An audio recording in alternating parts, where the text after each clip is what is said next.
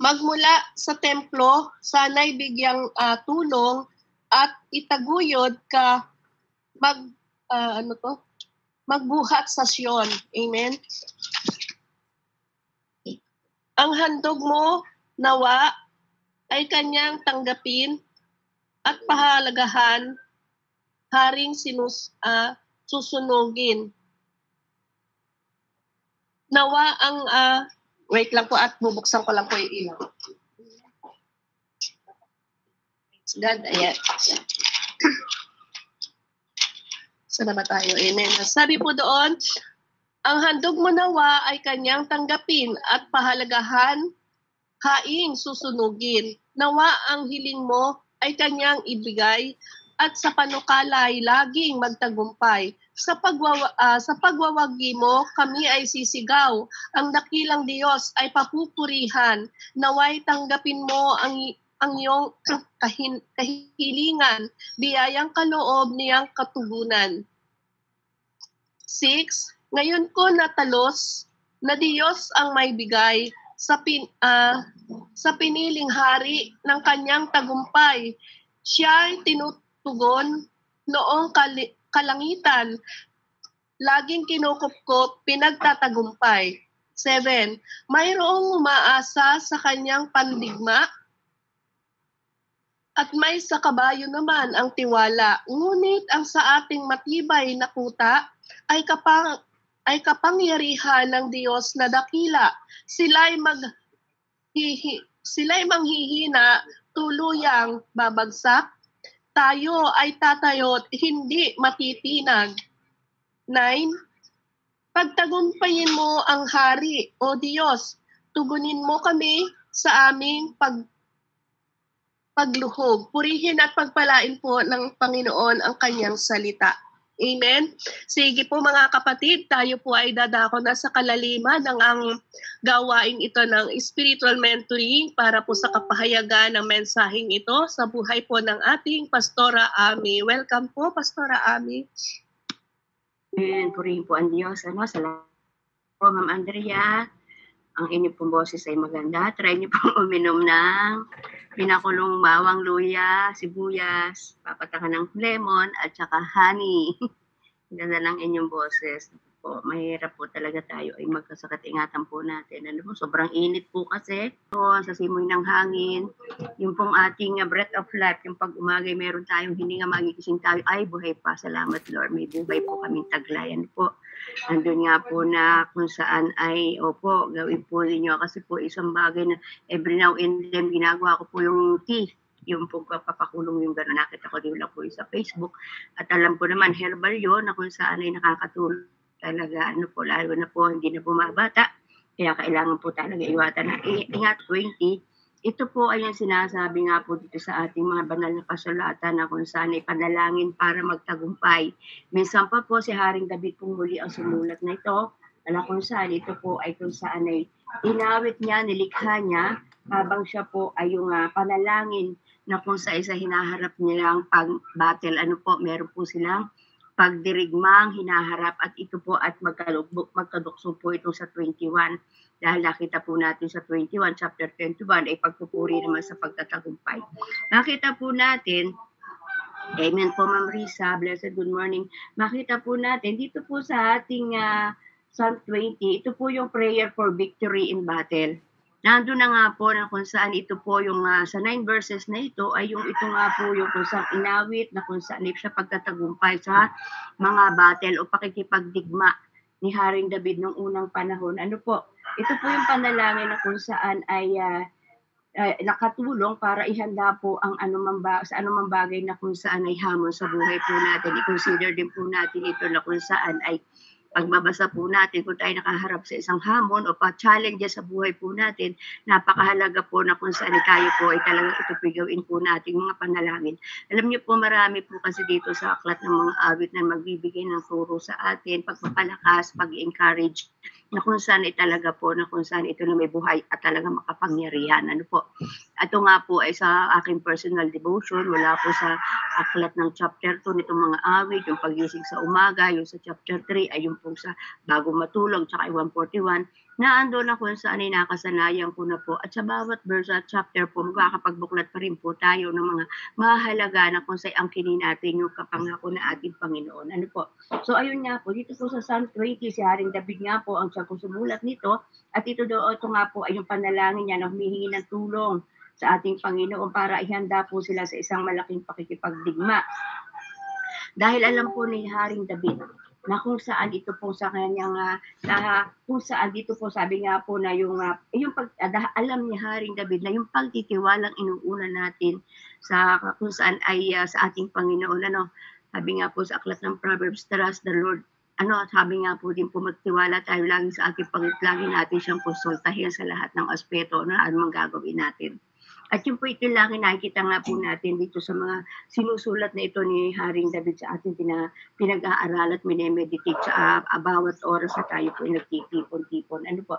Sabi nga po, David knew that trust will be placed in the Lord more than a human prayer. Yung pagtitiwala po natin sa ating Panginoon na siya may magagawa na masigit pa sa ating panalangin bilang isang tao. Ano po? Sabi nga po dito, ito pong naganap na ito po kaya po siya naisulat na ito ay nung nangyari na ito po yung event na kung saan ay nangyari nung sa Ikalawang Kronika chapter 10 na kung saan siya po ay kumbaga kaibigan niya yung isang hari. Bagamat nung mamatay na po siya, ay andun nga po yung humalili sa kanyang anak. Ito po yung sa mga Amonita, po sa chapter, ikalawang Samuel chapter 10 na kung saan namatay na po yung haring kaibigan, naging kaibigan ni David ng Amonita, at ang pumalit sa kanya anak niya si Hanun. Noong pong panahon yun ay kung saan ay hindi niya ganap kilala ni Hanun kung sino si David, at nung magpasugo po si Haring David para makipagkaibigan uli doon sa kanyang anak, kaya lang po naging mali ang kanyang, kumbagay nagkaroon siya ng maling kaisipan na sabi baka doon siya ispiya yung isinugo ni Haring David na kung saan ang ginawa po nila, hindi po nila nirespeto, inalisan ng balbas, pinutol yung damit, kumbaga kinalbo nila. Kaya nga po noong ayun po sa ganung pagkakataon sa mga Israelita, yun po ay parang insulto sa kanila. Kumbaga, iba yung kaugalian nito si Sorry pala ako, nakalimutan. Ng hari ng Amonita na kung saan ay ang pumalit nga po ay si Hanun na kung saan niya ay yung kaibigan niyo ni David na ang hari pa noon ay sinahas ng anak niya ay si Hanun. Pero ang sabi kasi niya dito, kakaibiganin ko si Hanun na anak ni Ahaz sa pagkaibigan pong matalik ang kanyang ama. Kaya't nagsugo siya ng kinakatawan upang makiramay sa kanya. Pero ano po ang nangyari? Ngunit nang dumating ang ito, sinabi ng prinsipe ni Hanun, nakakatiyak ba kayo na talagang pinararangalan ni David ang inyong amang sa kanyang pakikiramay sa inyo? So andun nga po, nagkaroon sila ng maling kaisipan. Na kung saan, kaya po ito, ang akala nila, naniniktik lang yung isinugo ni Haring David, pero ang layo ni talaga niya ay makipagkaibigan din sa kanya, sa anak na ito, na kung saan ay hari ng Amonita. Pero dahil nga po, sabi nga po dito, ang ginawa ni Hanun, ipinanguli yung sugo ni David, inahit na ang kanyang balbas, ginupit ang kanyang kasuotan hanggang sa pigi, saka pinaalis. At nang ito po'y malaman nga po ni Haring David, ito'y pinasulubong niya sa kanyang sugo at inutusan doon na muna umuwi sa Jericho hanggang tumubo ang kanyang balbas. Nakita po natin ito isang insulto. So alam ng mga Amonita na kung saan yung ginawa nila ikagagalit ni Haring David, kaya po sila ay nakaghanda ng pakikipagdigma. So sila po ay kumbaga tinutsaban nila, nakipagkaibigan sila sa mga Syria para sila kung saan maging handa kung ano magiging resulta ng ginawa nila sa sugo ni Haring David.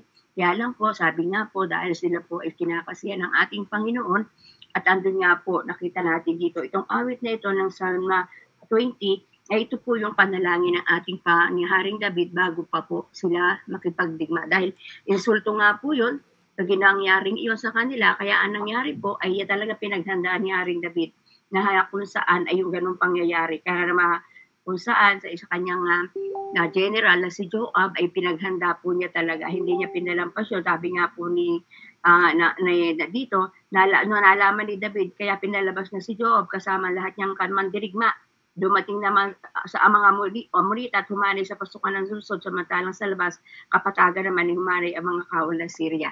So ayun po, yung Syria at saka ang mga Amonita ay nagkampi sila. Pero at the end, andun nga po nakita natin dahil ang Diyos po natin ay humahawak mga kasi kay Haring David, ay andun nga po sa kanyang panalangin, ay andun ang pagtugon ng ating Panginoon. At the end, sila din po yung natalo, itong mga Syria at Amonita, dahil alam nila, kinakasihan ng si David ng ating Panginoon, kaya andun po at the end, ay sila po yung natalo. Ano po? So, ito po ay yung panahon na kung saan ay andun, sabi nga po, ay this event in 2 Samuel chapter 10 may have prompted this prayer. Ito po yung kung paano ginawa ni Haring David itong panalangin ito. Ito po yung maiksi lang, makita po natin na 9 verses lang po ang chapter 20 ng aklat ng mga awit. At dito po, sa 6 to 8, nakita po natin, sa verses 6 to 8, sabi nga po dito, now I know that the Lord saves His anointed. He answered Him from His holy heaven with His saving power in His right hand. Some trust in chariot and some in horses, but we must trust in the name of the Lord of our God. Ito po yung sandata ni Haring David. Nato din po sa ating kapanahonan, alam natin na yung ating pagtitiwala, pananalig sa ating Panginoon ng ating sandata. They were brought to their knees at fall, and we rise up and stand firm. Andun nga po na kung sa ating pagpapakumbaba, sa ating paglapit sa ating Panginoon, hindi tayo matuwid, marami tayong pagbukulang, pero kung tayo taos puso, nagpapakumbaba, inaamin natin ang ating pagiging mga kasalanan natin, andun po na kung saan ang Diyos po natin, andun kaagad na ipo-pour out yung kanyang mercy and grace sa bawat isa sa atin. At yung karanasan na po natin kung tayo po ay talagang matagal na nating nararanasan ang buhay na Diyos sa ating mga buhay. At nawa po sa mga bago pa lang, na kung saan nakasama natin dito, sabi nga po, hindi po tayo nagkamali. Nasa tamang landas po tayo para patuloy nating maunamaan, makilala ang ating Panginoong Diyos na buhay. Sabi nga po dito sa verse 9, O Lord, save the King, answer us when we call. Dito po makita po natin, habang sabi nga po, as long as there has been an armies and weapons, habang meron daw po mga kung saan sa bawat bansa po, sa katalukuyan, ay meron po talaga na kung saan ay mga sundalo nagbabantay para mag-ingat, talaga, kahit sa sinong bansa, ay meron talaga mga weapon at saka mga sundalo. Kung titingnan po natin, tayo po, kung ikukumpara po natin sa ibang malalaking bansa, nakatiting lang po yung ating kaalaman, kakaunti lang po yung ating mga armas, dito sa ating bansa, makikita po natin, yung malalaking bansa, yung Russia, yung China, meron po silang mga nakareserbang mga weapon at meron pa nga po na kung saan, kung noon talagang mga baril lamang, pero ngayon meron po tayo na kung saan hindi natin nakikita ang weapon, ito po yung nuclear. Na kung saan pag tumama sa isang lugar na tinatargetin nila, ay talagay po tunay nga po na kung saan ay baka kung saan ang matarget noon ay talagang kung saan dahil hindi sandata yung kundi mga chemical na sisira sa mga infrastruktura at maging sa tao. Kaya ito po yung mga panlaban ng malalaking bansa. Pero sabi nga po, kagaya ni Haring David, as long as there has been armies and weapons, nation has boasted to their power. Diba? Totoo po yun. Dahil sila nga po yung malalaking bansa, mayayaman, nagpe-prepare po sila sa ganitong mga kung saan ay mga pandigmang, mga nuklear, mga kung saan ay kung noon nga po sabi ko ay mga weapon na kung saan ay mga bomba. Pero meron pa silang mas malalim na ngayon na invento na kung saan ay mga nuclear power para sa pagdigma at yung po ay nakaprepare sa kanila. Pero sabi po dito ni Haring David, but such power does not last. Hindi rin po yun magtatagal. Dahil pag sila na iba, paputok na nila yun, di ba, wala na. Kung naubos yung reserva nilang yung mga weapon na yun, ubos na po yun. Pero sabi nga po dito, throughout history, sa buong kasaysayan, ang mga kaharian, ang mga empires, have risen the great power into the valleys, into the makikita po natin sa kasaysayan na aklat ng mga hari. May mga talagang yun na lang po sa panahon ng kung saan ay ginapi ang mga Israel 70 years, diba? May mga rise and fall. Hindi po nananatili na sila ay naandun na kung saan nagiging tanyag. Dumadating po na talaga sila ay bumabagsak. Kaya nga po, dito po makita po natin walang permanente. Kumbaga man, nakakita po natin, may mga digmaan pa rin sa ating paligid, yun nga pong Ukraine at saka Russia, andun nga po na kung saan meron pa rin. Pero at the end of the day, diba, natatapos din yun. Kaya ang nangyayari nga lang po, mayroong mga disaster, marami na kung saan ay naiipektuhan. Pero ang sabi nga po dito, Empire Centrum de Horizon, yung ako mga impyero at mga mga kaharian ay tumataas at andun nga po yung kanilang mga kapangyarihan to vanish into dust. At yun nga po, minsan ay dumarating din po na kung saan nagiging alikabok lamang at kung maibig sabihin, nagwawakas din po. Pero sabi nga po dito, David however knew that the true might to of his nation was a weapon, but in worship. Ang hindi ganito ang naging sa kapanahon ni Haring David, hindi po talaga mga sandata ang kanya naging sandigan, kundi yung kanyang tamang pag-worship sa ating Panginoon. At naunawa, at yung pinakita din po natin, ano po, yung pong pagsamba natin sa ating Panginoon. Makita po natin yung Wall of Jericho, ano po ang una naging weapon nila, di pa mapag-awit. Mga nagpupuri Panginoon, yung una na ko sa entro pa lang, hindi talaga mga sandatahan, kundi ang mga worshiper po na ating Panginoon, kung mga ating po natatandaan. Sa Wall of Jericho, no bang ito po ay kung saan inatasan ng ating Panginoon. Na kung saan ito po, ang gagawin lang po nila sila aawit at hihipan yung trumpeta. So, ganoon din po si Haring David dito sa panahon ito na kung saan ay alam ni David na kung saan ang tunay daw po kapangyarihan ng isang bansa ay hindi daw po sa mga sandata, bago sa halip ay ito po ay yung pagsamba. Sa panahon po natin ngayon mga kapatid, alam po natin, kung kayo aware po, ano po, na kung saan lately, nagpakita nung nagkaroon ng lindol sa Myanmar, ang dami naglabasan sa Facebook. Ganong araw, ganong April 22, ganon ang mangyayari sa Pilipinas. Alam niyo po, pag kayo nakakita na gano'n, nire-review niyo po. Ako po talaga nire-review ko yung mga ganong balita, mga kumbagay, false, palibasa, walang pagkilala sa Panginoon, nakakahabag sila.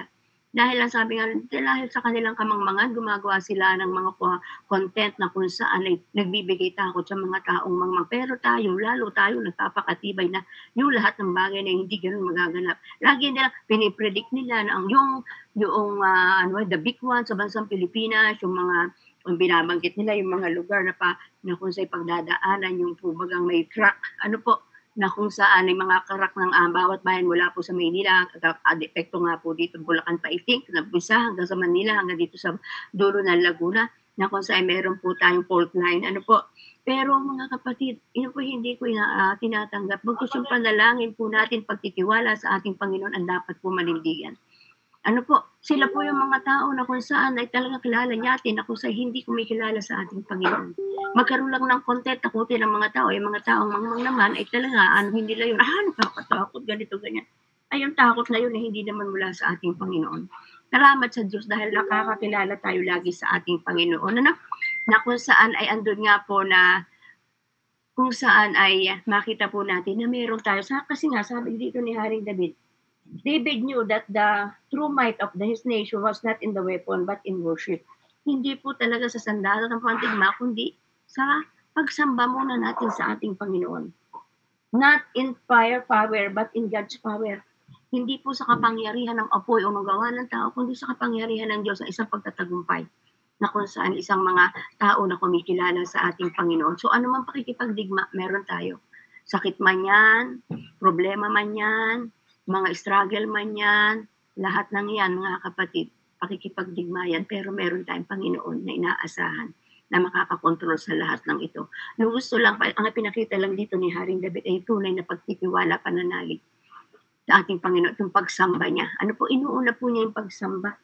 Sabi nga po, not in power, but in God's power. Sabi nga po dito niya, David knew that the true might and yung tunay na kapangyarihan ng kanyang bansa ay hindi po sa mga kakunsay, mga sandata, pero doon lang po pagtitiwala niya ipagsambang tunay sa ating Panginoon dahil mag-i-intervene po ang ating Panginoon. Sa marami po nating pag-aaral, sa aklat ng unang tipan, ang nagiging una po nating nakikita ay kung paano ang pagsamba sa ating Panginoon, pagpupuri. Inaawitan, yun po ang nais ng Panginoon at doon pa lamang po sa awitan hindi po baga na kung saan ay at sa ating pananalangin, na kung saan ay andun nga po yung weapon po natin, yun ang weapon natin, kaya nga po makikita po natin, hindi po aware sa apparent event, yan China, lagi na lamang binubuli ang ating mga uniform man sa West Philippine Sea, lagi na lang yung ating mga barko na sinasagi talaga, binubusan ng tubig, pero andun nga po nananatiling tahimik, Hindi kumikibo ang ating mga sandatahan na kung saan nasa karagatan. At tayo na dito sa kalupaan at nakakakilala sa ating Panginoon, lagi natin ipanalangin yung ganung mga bagay dahil iyon po ang isang weapon po natin ating pananampalataya at pananalig sa Kanya. Gaya nga po nitong kay Haring David. Sabi nga po dito, God alone can preserve a nation or an individual. Ang tanging ang Diyos lamang po ang makakapag-ingat sa bawat isa sa atin o isa-isang bansa. Kaya nga po, napakahalaga na kung sa ating pong pag-aaral, nakikita natin, nauunawaan po natin at nakikilala natin ang kapangyarihan ng ating Panginoon. Ano po? Kaya nga po, ito yung bagay na kung sa araw-araw nating pag-aaral, nakikita po natin ang kapangyarihan ng ating Panginoon, nakikilala natin siya. Ano po, kumbaga, hindi po natin mamamaster talaga si Lord. Sabi ko nga po doon sa aking note, na kung saan, pero meron po tayo, hindi po natin hindi po natin talaga maganap na makikita yung hiwaga ng ating Panginoon, kung saan ay sabi ko nga po, we cannot master God, but we can. Sabi ko nga po dito ay, we can know Him. At yun po yung nagaganap, nakikilala natin siya sa araw-araw natin pag-meditate ng kanyang salita. Sabi nga po, our God is always with us. Ano po, na kung siya laging sumasa atin at alam niya ang ating mga hinaing, alam niya yung ating mga puso. Ano po, alaman ang ating mga puso. At isa sa mga bagay na meron nga po tayo, ating pananampalataya, pananalig, ito po yung isa nating sandata. At andun nga po yung ating pagtitiwala sa kanyang magagawa. Isa lang pong bagay na kung saan ay dapat po nating maunawaan mga kapatid, huwag po nating ipamper, huwag po nating abusuhin ang pagmamahal ng ating Panginoon. Huwag po nating abusuhin ang kanyang mercy and grace. Kailangan po natin gumawa din po tayo sa ikaluluwalhati ng kanyang banal na pangalan. Dapat meron din pong ginagawa na kung sa araw na ito, ano po ba ikukumit natin ang buhay natin, lahat ng meron tayo. At yung ina-acknowledge niya, foremost and for all, siya muna ang ating inuuna. Dahil ito po yung nakita po natin kay Haring David. Sabi nga po dito, God's alone can preserve a nation or individual. Be sure and confidence is in God. Ang kasigurahan-dahan po natin at ang ating confidensya o ating pagtitiwala ay tanging sa Diyos lamang. Kaya nga po yung mga nagpipredict na mayroong the big one, yung kung saan yung ginagawa ng China sa ating mga karagatan, yung mga untoward incidents, ang Diyos ang may control po ng lahat ng yan. Tayo na kung saan ay nakakakilala sa ating tunay at buhay na Diyos, ano po ang ating gagawin? Magpakumbaba lagi, magpanalanginan, magpalakasan. At sa ating pong pagkilala sa ating Panginoon, lagi po nating saliksikin ang ating puso at isipan. Baka nga po tayo ay nananalangin, sumasamba, laging nagpupuri, pero ang puso naman natin ay punong-puno ng galit po at sama na loob sa ating kapwa. Dapat wala po yun. Isa po yun sa kung saan ay nakita ko habang po ako umiidad sa edad at umiidad sa spiritual. Ano po? Na for 25 years na nga po ako sa ministry kasi nga po 1999 umuwi po ako galing Hong Kong and since 2000 hanggang sa ngayon at sa patuloy na kilala ang ating Panginoon, lagi tayo nakapagpapakumbaba na kung saan sa ating pang araw-araw na buhay maraming challenges, maraming hamon, pero sa paghamon nga dapat na nga po yung puso't isipan natin pinananahanan naman ng Espiritu ay laging malinis. Hindi po natin maiwasan na magalit, magkaroon ng hinanakit, o makakita sa ating kapwa. But at the end of the day, we have to repent. Lord, alisin mo ito. Alisin mo itong galit, itong inis ko, yung yamot ko. Holy Spirit, empower mo ako. Ikaw yung maghari, hindi na kaisupan ko, kundi kaisupan na ng Anak ng Jesus. Hindi po ba lagi? Kasi kung ano po yung ating dinideklara, ayun po yung talaga magaganap, di ba? Sabi nga po sa Proverbs, ang kabula sa buhay at kamatayan ay nasa dulo ng ating dila. Kaya nga po mag-pronounce na po tayo na kung saan ay tunay magkakaroon ng kapangyarihan sa bawat buhay po natin. Ayan, sabi nga po dito, be sure to be confident in God. Magsigurado tayo dahil ito po na kung saan nakita po natin, andon na kung saan ay pinakita ni Haring David kung paano siya nagtitiwala sa ating Panginoon. Sabi nga po niya dito ay sa verse 7, mayroong umaasa sa karong padigma at may kabayo naman ng tiwala, ngunit sa ating matibay na kuta, ang kapangyarihan ng Diyos na dakila. Dito ipinakita kung paano siya nagtitiwala sa ating Panginoon. Silang nanghihina, tuloy ang babagsak. Tayo tatayo at hindi matitinag. Di ba? At tayo po yun. Na ano maganap sa ating kapaligiran, na kung saan at nga po, na kung saan inakatakda, itinatakda naman ng ating Panginoon dahil sinabi naman po sa Roma na sa lahat ng bagay, ang Diyos ay gumagawa kasama natin. Ano po? Kaya nga po, dito po, sabi nga po, pagtatagumpayin mo ang hari o Diyos, tugulin mo kami sa aming pagluhog. So yung victory lagi andun, kung tayo laging ang Diyos ang kasama po natin. Sabi nga po, be sure, be confident in God who give eternal victory. Lagi tayo sa Kanya magtiwala dahil pang walang hanggan ang pagtatagumpay na ibinibigay sa atin ng ating Panginoon, mga kapatid. Kaya po, isang bagay na makita po natin, dapat, sabi nga po dito, whom do you trust? Kanino ba tayo nagtitiwala? Sa sarili ba natin? Sa kapwa ba natin? Sa mga nasa paligid po natin? Mga kapatid, wala tayong dapat pagtiwalaan kundi yung Diyos na buhay. Ano po? Dahil dito nga po, naging matagumpay po yung pakikipagdigmang ito sa mga amulita ni Haring David. Marami akong malaban sa kanya. Syriano, dito po kasi sabi nga po, dito po niya kinuha itong ito dito sa ikalawang Samuel chapter 10. Ano po? Na kung saan ay ipinakita dito na dito po kaya po nagkaroon siya ng ganitong pag-awit. Ano po? Yan na dito sa chapter 20 ay dahil ito po yung kanyang binanggit na kung saan ipagtatagumpay. Kasi nga po, sabi nga po dito sa sa chapter 20 ng chapter 10 ng ikalawang Samuel, naghapi ng mga Israelita ang hukbo ng Syria, ngunit ito'y nabuong muli sa lakas. Pinatawag ni Hadadezer ang kanyang mga tauhan at silangan sa ilog Euphrates. Ipinailalim niya ito kay Sodak na pahani na Hilom. Sabi nga po dito, at ito'y umabot sa kalaman ni David. Kaya tinipo niya ang buong lakas ng Israel. Tumawid sila Hilog Hordano pang harapin ng mga kaaway na Hilam. Humanda naman ang mga kawal ng Syria at sila'y naglaban. Diba? Nalupig na naman sila na tagsitakas tinugis ang mga Israelita at napatay ni na David ang 700 nakakarwahay at 40,000 mga ngabayo. So, makita ni Haring Hadadezer na wala silang kalaban-laban sa Israel, sumuko na sila. Mula noon, hindi na tumulong sa kanila ang mga taga-Syria at mga Amonita. Sumuko sila, hindi na tumulong kailanman ang mga taga-Syria at Amonita. Bakit po? Dahil nga po si Haring David, ang pagtatagumpay ng kanyang kapanahunan ay laging andun dahil nakita po natin na lagi siyang tumutong, nagtitiwala siya sa ating Panginoon. So, dito ipinakita pa po kapatid ng ating Panginoon, yung ganap na pananalig sa ating Diyos na buhay. Kaya nga po, anong maganap sa buhay po natin, yung antawag sila sa pagkatiwala po natin sa ating Panginoon. Yung mga nagpakasasabi na kung sa the big one, yung mayroong magaganap na kung sa kagaya nangyaring paglindol sa Myanmar, siyempre, hindi natin tatanggapin yung maganap sa ating bansa. Dahil meron tayo pagtitiwala sa ating Panginoon. Dahil yun po, kasama ko po tayo na sa ating panalangin, sa ating panalaginan. Huwag lang pong pasarili ang ating panalangin, kundi sa kabubuan. Minsan po, yun po yung aking nauuna pang ipag-pray. Yung pag-isig mo sa umaga, Lord, ingatan mo po aming bansa, Luzon, Visayas at Mindanao, ang West Philippine Sea. Bago pa po kung saan ay bago pa po yung ating mga personal intention at yung ating pansarili. May mga pagkakataon na kung saan ay nakapag-awit ka na, yung nakahiga ka pa lang po, ay nagpupulit ka na sa ating Panginoon, makaamaawit ka na, susubsob ka na, at mananalangin ka na lang sa tulong ng Santong Espiritu. Ano po? Magugulat ang Holy Spirit po ang siyang magtuturo. Ayun ang aking unang naipag-pray. Bakit? Kasi kinakasihan tayo ng Santong Espiritu. Sabi nga po, wag po nating itsapwera ang kapangyarihan ng Diyos through the power of the Holy Spirit. Lagi tayong maglinoon sa Kanya. Dahil yun po yung ating lakas papanahunan. Sa unang tipan, andun ang ating Diyos Ama, nakasama ng ating mga Israelita.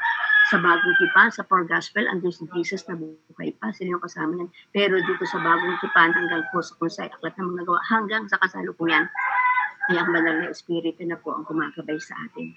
Kaya nga po, hangarin po natin na tayo laging punan, lagi tayong kasamahan, lagi dating i-welcome ang banal na Espiritu. Andyan lagi siya na kung saan ka nakasubaybay. Kasi sabi nga po na ating Panginoon, He will never leave us nor forsaking us. Andun nga po na lagi natin siyang kasama mga kapatid. Kaya po patuloy na ang lakas na kung saan na meron tayo sa ating pananampalataya sa ating Panginoon, gamitin po natin sa ikaluluwalhati ng kanyang pangalan. Kaya nga sabi nga po dito ay patuloy nga po yung pagtitiwala natin sa ating Panginoon. Gaalan ang ginawa ni Haring David, na kung saan ay hindi po sandatang pangdigma ang kanya, kundi sandata ng pananampalataya, pananalig, pagtitiwala sa ating Panginoon ang naging sandata niya. At yun din po sa ating kapanahunan ay pinakikita din po sa atin. Kaya tayo bilang mananampalataya sa kapanahunan Tayo po'y patuloy na magpalakasan, tayo patuloy na, yung sabi nga po, pagpatalasan, sabi nga po tayo patuloy yung binigay sa ating mga potential na ating Panginoon, mga kakayahan na meron ako, wala kayo, meron kayo na wala ako, magpagamitin po natin sa isululuhati ng ating banal na pangalan ng ating Panginoon. Yung karunungan ibinibigay sa atin, kaya nga po sabi sa Proverbs, iron sharpen irons, ang bakal ang nagpapatala sa kapwa bakal. Sa ating tao, yung karunungan binigay sa ating Panginoon, gamitin po natin nagkakaisang puso't damdamin sa ikalulwalhati na ating Panginoon. Kaya nga po,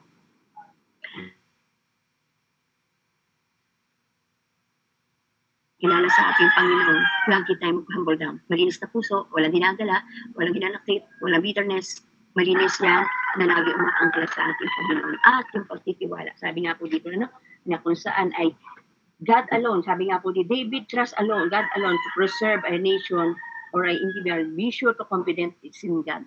Siguraduhin po natin na tayo nagtitiwala sa ating Panginoon who give eternal victory. Nagbibigay sa atin ng pangwalang hanggang pagtatagumpay.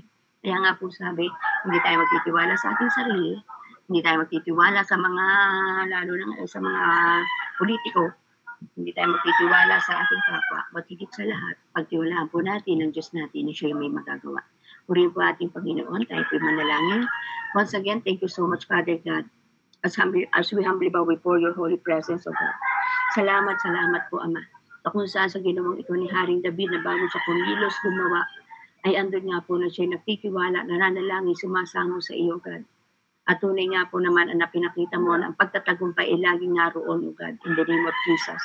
Kaya nga po, O Diyos, yayo po, O Diyos, isang matapang naman dirigma, pero matapang siya, pero nagpapakumbaba sa iyo, Panginoon. Naandun nga po, nagawin mo din po kami halimbawa, Panginoon, sa kapanahunan kung paano si Haring David naging matagumpay noong unang panahon sa pakipagdigma. Kung di man po nakipagdigmang physical kami, meron po kami pakipagdigmang spiritual, sa aming physical, sa aming emotional and psychological. Lord, patuloy na kami magtiwala sa iyo, Ikaw ang Diyos na may magagawa. Ikaw ang mag-i-interview sa bawat isa, Panginoon. Lord, salamat sa umagang ito, Panginoon. I-bless po si Sir Andrea, ang kanyang pamilya, Panginoon, ang mga dikain nila, di kasal, pangangailangan, ikaw po ang tumugon. Salamat po sa buhay mo ni Sister Beverly, sa kanyang buhay, at sa anak niya, siya ni Faith, Panginoon. In Jesus' name, thank you, Father God, na kung saan saksi po kami sa batang ino, nasa sinapupunan pa lang po siya, Panginoon, punong-puno ng pagtugon mo sa panalangin. Kaya po, Ama, ang batang ito po, Diyos, kung saan ay patuloy na pagpapalain mo ang kanimbong sambahayan ni Sister Beverly, Panginoon. Kay Sis Billie Jane, Panginoon, salamat, patatagin mo po siya. Kay Ma'am Andrea, Lord, ibupuin mo po siya. Andun nga po, Diyos, ang kagalingan sa kanyang nararamdaman sa kapanahunan, O God, dahil sa aming kapaligiran, Lord. Ikaw po ang aming dakilang manggagamot, kaya po patuloy na ikaw po ang magpapagaling sa kanyang nararamdaman, Panginoon. Lord, kay Sir Rene, Panginoon, Pastor, Panginoon, ingatan mo po siya, O God. Ang kanyang mga pinagkakabalahan, ikaw po ang kasama niya. Kay Ma'am Risa, Panginoon, Lord, salamat. Nagpapatuloy yung gawain ganito sa online na kanyang inumpisahan. I-bless mo din po siya, bagamat sa kapanahunan. Hindi po namin sila ganap na lagi nang nakakasama, pero I do believe, Father, na yung kanyang panatuloy na except po ay nakaangkla pa rin sa iyo, Panginoon. Lord, salamat sa buhay po ni Sister Shirley. Ganap na kagalingan na po ang aming dinideklara. Pagtatagumpayan niya ang lahat na kung saan ginagawa po sa kanya ngayon para sa kanyang pagpapagaling, O God. Lahat ng ginagawa sa kanyang mga procedure, O God, ito'y instrumento na kung saan ikaw po ang dakilang magkagamot na magpapagaling, Panginoon. Sa buhay po ni Ma'am Annalisa, Panginoon, thank you so much, Panginoon. Siya man din po yung pagpalain, siya man din po yung samahan, siya man din po bigyan ng karunungan na kaalaman nagmumula sa iyo. Salamat po si Sir Rolando na nakakasama po namin siya dito sa gawain ito, na kung saan andun nga po, O God, bilang isang kalalakihan ni Sir Alejandro, Panginoon. Lord, salamat. Dahil sila po, O Diyos, ay nakakasama namin sa ganitong mga gawain. Tunay nga po, Ama, ang mga tatay na ito, mga kalalakihang ito, patuloy na po sila po, O Diyos, ay pagpalain mo po, O God. Maging instrumento din po sila, Panginoon, na iba pang kalalakihan na kumikilala sa iyo, God, in Jesus' name. Thank you, Father God, sa tagumpay ni Ma'am Annalyn, sa kanyang ministry, sa kanyang pamilya, sa kanya pong mga anak na kanyang kinukupo, pinalalaki. Patuloy nga po, Diyos, ikaw po ang magpapala sa buhay ni Ma'am Annalyn sa lahat ng aspeto at kay Sister Kelly Ann, Lord God, thank you so much, Panginoon. kami isang pamilya na kung saan ay babalutin mo ng pag-ibig, pagkakaisa. I-bless mo po ang buhay ni Sis Kelly Ann, ano mga hiling samo niya, ikaw po ang magpapala. Sa pangangailangan, ikaw po ang tutugon, at sa lahat ng aspeto, Panginoon, na kami nakaangkla sa iyo, ikaw po ang aming pinagtitiwalaan, gaya ng pagtitiwala ni Haring David. Kaya nga po siya, Panginoon, ay naging malapit sa puso mo, sa buhay po ni Haring David. Gawin mo din po kami, Panginoon, na kung saan ay patuloy yung kanyang ginawa, yung kanyang katapatan, ay magawa din po namin, Ama. Kaya po, Ama, sa oras sandali pong ito, maging mga wala dito, Panginoon, sa aming online sa ngayon, dahil meron pong silang ibang mga pinagkakaabalahan, Lord, abutin mo din po sila, Panginoon. Lord, abutin mo ang imalabay na pakpak, O God, ang bawat isa, Panginoon. Pagpapin mo kami, Panginoon. Ikaw po yung maging lakas po namin sa init ng panahon, sa kapanahunan, O God. Ikaw po yung Diyos na kung sa'yo mag-iingat sa bawat isa. Lord, salamat for the cord of love, yung tali ng pag-ibig mo, ibigkis mo sa bawat isa sa amin, O God, in the name of Jesus, O God. Bagamat hindi kami magkikilalang physical, pero dahil sa iyo, Ama, kami po isang pamilya na nakikipagniig sa iyo sa ganitong mga oras at sandali. Sa umaga, sa gabi, kapisan ka po namin, kasama ka namin, O Diyos. Salamat sa mercy and grace mo, sa iyong katapatan, sa iyong kabutihan, naming nararanasan, O God. Salamat po, Ama, sa iyong papurit pagsamba sa pangalan ni Jesus. Amen and amen.